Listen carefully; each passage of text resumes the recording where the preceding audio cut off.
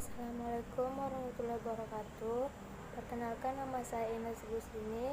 Saya akan membacakan hasil presentasi saya yang berjudul Landasan Historis Pendidikan. Pengertian historis.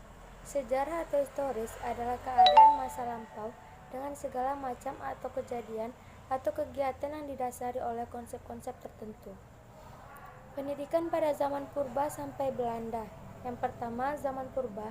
Pendidikan pada zaman purba didominasi oleh peranan seseorang ayah pada anak lelakinya dengan menurunkan kepandaian dan pengetahuan pada anaknya. Yang kedua, zaman Belanda. Pendidikan yang dilakukan oleh VOC menyelenggarakan sekolah dengan tujuan untuk misi keagamaan Protestan, bukan untuk misi melakukan intelektualitas. Tujuan lainnya untuk menghasilkan pegawai administrasi rendahan di pemerintah dan gereja. Pendidikan kaum pergerakan kebangsaan nasional. Pergerakan nasional adalah suatu bentuk peristiwa terhadap kaum penjajah yang dilaksanakan tidak dengan menggunakan kekuatan bersenjata, tetapi menggunakan organisasi yang bergerak di bidang sosial, budaya, ekonomi, dan politik. Sejak dijalankannya politik etis, ini tampak kemajuan yang lebih pesat dalam bidang pendidikan. Selama beberapa dekade, pendidikan yang berorientasi barat ini masih bersifat terbatas untuk beberapa golongan saja. Pendidikan Indonesia periode tahun 1945 sampai 1969. Setelah Indonesia merdeka, perjuangan bangsa Indonesia tidak berhenti sampai di sini. Karena gangguan-gangguan dari para penjajah yang ingin kembali menguasai Indonesia datang silih berganti, sehingga bidang pendidikan pada saat itu bukanlah prioritas utama, karena konsentrasi bangsa Indonesia adalah bagaimana mempertahankan kemerdekaan. Setelah diadakan konsolidasi yang intensif, sistem pendidikan Indonesia terdiri atas pendidikan rendah, pendidikan menengah, dan pendidikan tinggi. Pendidikan zaman Jepang. Pada masa penjajahan Jepang, kegiatan pendidikan dan penjajahan menurun akibat angka buta huruf meningkat. Oleh karena itu, diadakanlah program pemberantasan buta huruf yang dipelopori oleh organisasi Putra.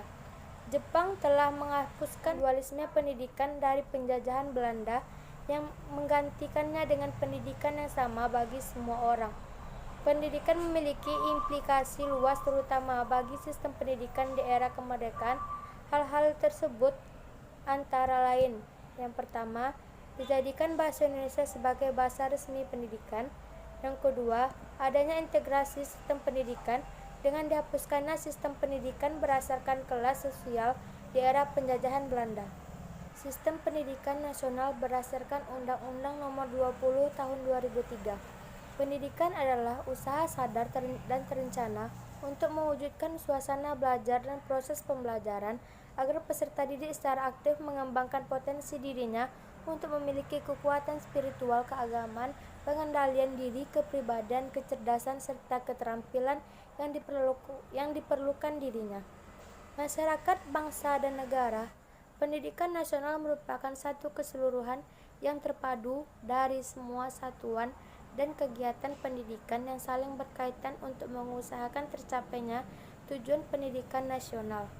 Pendidikan nasional berfungsi mengembangkan kemampuan dan membentuk watak serta peran bangsa yang bermartabat dalam rangka mencerdaskan kehidupan bangsa, bertujuan untuk berkembangnya potensi peserta didik agar menjadi yang beriman dan bertakwa. Upaya pembangunan sistem pendidikan nasional. Yang pertama, jenis upaya pembaruan pendidikan. A. Pembaruan landasan yuridis merupakan pembaruan yang paling mendasar yang tertuju pada landasan yuridisnya. Dikatakan demikian karena landasan yuridis mendasari semua kegiatan pelaksanaan pendidikan. Yang B. Pembaruan kurikulum. Ada dua faktor pengendali yang menentukan pembaruan kurikulum, yaitu yang sifatnya mempertahankan dan yang mengubah. Faktor pertama, landasan filosofis, yaitu filsafat bangsa Indonesia, yaitu Pancasila, Undang-Undang 1945. Faktor kedua, landasan sosial dan landasan psikologis. C. Pembaruan pola masa studi. Pembaruan pola masa studi termasuk pendidikan yang meliputi pembaruan jenjang dan jenis pendidikan serta lama waktu belajar pada satuan pendidikan. D. Pembaruan tenaga pendidikan. Yang dimaksud dengan tenaga kependidikan adalah tenaga yang bertugas menyelenggarakan kegiatan mengajar, melatih, mengembangkan, mengelola, serta memberikan pelayanan teknis dalam bidang pendidikan. 2. Dasar dan aspek legal pendidikan nasional berupa ketentuan-ketentuan yuridis yang menjadi dasar acuan serta mengatur penyelenggaraan pendidikan nasional. Program utama pembangunan pendidikan. Yang pertama, perluasan dan pemberatan kesempatan mengikuti pendidikan. Yang kedua, peningkatan mutu pendidikan. Ketiga, peningkatan relevansi pendidikan.